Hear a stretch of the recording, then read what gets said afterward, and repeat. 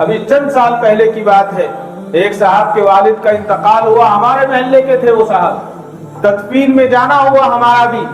तो दो भाई, दोनों पढ़े लिखे भाई हैं, ऐसा नहीं है कि उनको तालीम नहीं है, तहजीब नहीं है।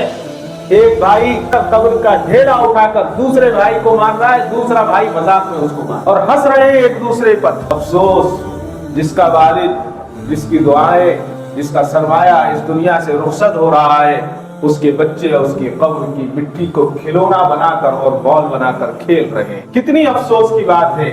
इस मंजर को एक साहब ने देखा, कहने लगे ऐसा लगता है कि मरने वाला चाहे ज्यादा छोड़कर मराए, जो बच्चों के अंदर खुशी की लहर है और कब्र पर खड़े होकर खुशी मना रहे हैं। ये जगह तो इबरत हासिल करने के लिए है। इसीलिए हजरत मोहम्मद मुस्तफ़ा सल्लल्लाहु अलैहि वसल्लम ने इरशाद फरमाया कि कब्रिस्तान जाया करो ताकि तुम्हें मौत याद आ जाए और वहां से इबरत हासिल करो।